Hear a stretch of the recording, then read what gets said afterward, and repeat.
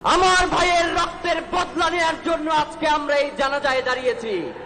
আমি চিরবিদ্রোহী বীর, বিশ্ব ছড়ায় উঠে আছি একা, চির উন্নত শির। দ্রোহের প্রতীক শহীদ শরীফ ওসমান হাদির নাম উচ্চারিত হলেই যার নাম স্বাভাবিকভাবেই সামনে চলে আসে তিনি হলেন আব্দুল্লাহ আল জাবের। ইনকিলাব মঞ্চের সদস্য সচিব জাবের ছিলেন হাদির সবচেয়ে কাছের সহযোদ্ধা, ছায়ার মতো পাশে থাকা এক অবিচল সঙ্গী। প্রতিটি মিছিল, প্রতিটি কর্মসূচি, প্রতিটি লড়াইয়ে হাদির পাশে দেখা গেছে জাবেরকে।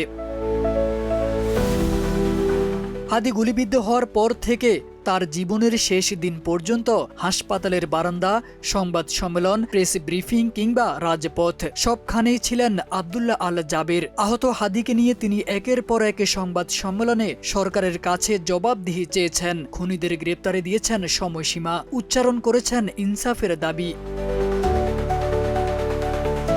20 ডিসেম্বর জাতীয় সংসদ ভবনের দক্ষিণ প্লাজায় লাখো মানুষের অশ্রুসিক্ত উপস্থিতিতে অনুষ্ঠিত হয় শহীদ ওসমান হাদির জানাজা। সেখানেও হাদির পরিবারের পক্ষে জনতার সামনে দাঁড়িয়ে কথা বলেন আব্দুল্লাহ আল জাবের। কাঁপা কণ্ঠে নয়, বরং দৃপ্ত ও বলিষ্ঠ কণ্ঠে উচ্চারণ করেন, আমরা এখানে কান্না করতে আসিনি, আমার ভাইয়ের রক্তের বদলা নিতে এসেছি। আগামী 24 ঘন্টার মধ্যে খুনি গ্রেপ্তার না হলে স্বরাষ্ট্র উপদেষ্টাকে পদত্যাগ করতে হবে।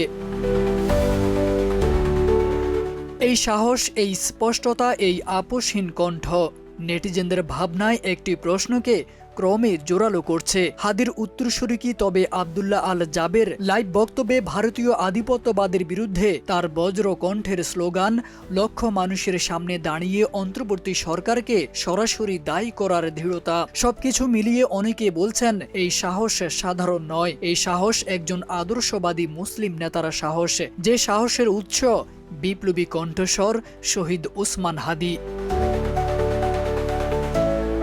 আজ অনেকের কাছে আব্দুল্লাহ আল জাবের পরিচিত হয়ে উঠেছেন ভবিষ্যৎ হাদি হিসেবে। হয়তো ব্যক্তি হাদি চলে গেছেন, কিন্তু তার আদর্শের সিলসিলা থেমে থাকেনি। ইনসাফ, সার্বভৌমত্ব আর প্রতিবাদের যে উত্তরাধিকার তা বহন করছেন আব্দুল্লাহ আল জাবের। শহীদ শরীফ ওসমান হাদির সিলসিলা যে চলমান, তার সবচেয়ে জোরালো প্রমাণ আজ আব্দুল্লাহ আল জাবের।